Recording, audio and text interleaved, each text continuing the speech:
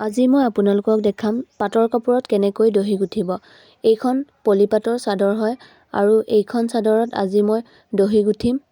যিহেতু সৰস্বতী পূজা আহি আছে, গতিকে আপোনালোকে এইটো পদ্ধতিৰে দহি গুঠি নিজৰ কাপোৰযোৰ দেখিবলৈ ধুনীয়া কৰি ল'ব পাৰিব।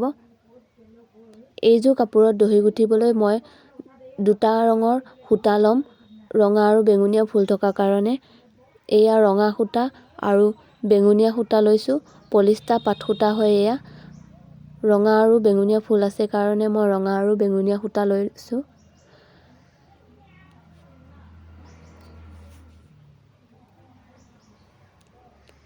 গাঁঠি দিবলৈ এয়া মই বেঙুনীয়া আৰু ৰঙা থাইনেল সূতা লৈছোঁ। থাইনেল সূতা দি গাঁঠি দিলে গাঁঠিটো টান হয় আৰু সহজতে নিছিঙে, গতিকে মই থাইনেল সূতাই ব্যৱহাৰ কৰোঁ গাঁঠি দিবলৈ। আৰু এখন কেঁচি লৈছোঁ আৰু এটা বেজী লৈছোঁ। এতিয়া মই বেজীটোত 4ডাল সূতা সুমুৱাই লৈছোঁ আৰু ভিডিঅ'ত দেখাৰ দৰে এনেদৰে চাদৰত সূতাকেইডাল সুমুৱাই উলিয়াই লৈছোঁ।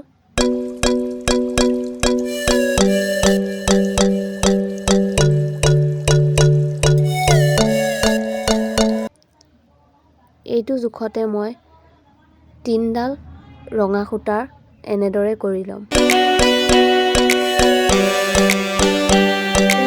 ৰঙা সূতা আৰু বেঙুনীয়া সূতা দুইখিনি এনেদৰে এইটো জোখত উলিয়াই লৈছোঁ। এতিয়া মই সূতাখিনি এইটো জোখত সমানে কাটি ল'ম।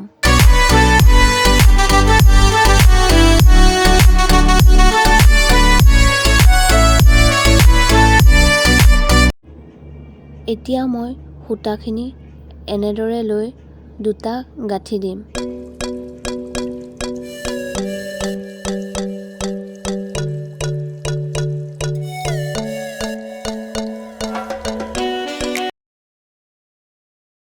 এতিয়া ভিডিঅ'ত দেখুৱাৰ ধৰণে সূতাখিনি এনেকৈ লৈ এটা গাঁঠি দিম।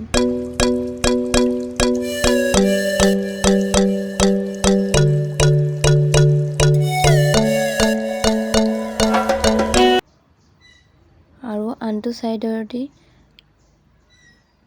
এনেদৰে দুটা গাঁঠি দিম।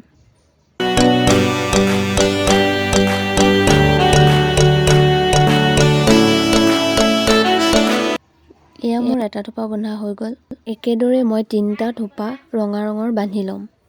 আগৰ দৰে মই আন এটা বেজীত 4ডাল সূতা সুমুৱাই লৈছোঁ আৰু এনেদৰে সূতাকেইডাল চাদৰখনত উলিয়াই ল'ম।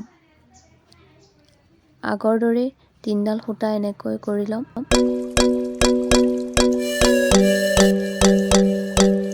ৰঙা সূতাখিনি মই যেনেদৰে গাঁঠি দিছিলোঁ, এইখিনিও মই একেদৰে গাঁঠি দি ল'ম।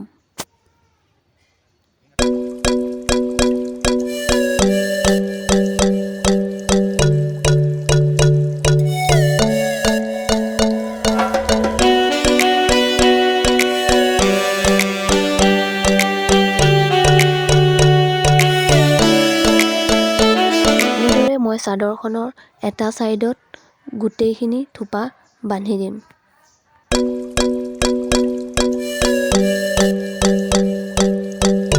এয়া মোৰ চাদৰখনৰ এটা চাইডত থোপা বন্ধা হৈ গ'ল। আনটো চাইডতো একেদৰে বান্ধি ল'ম।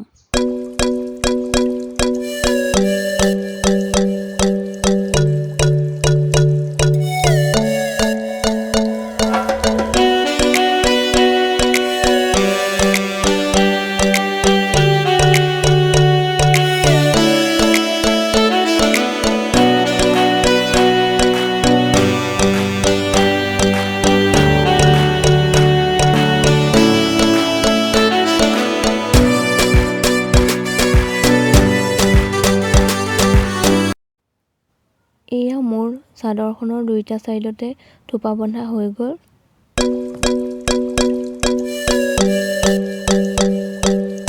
এতিয়া মই চাদৰখনৰ গোটেইখিনি সূতা এনেদৰে সমান কৰি কাটি ল'ম।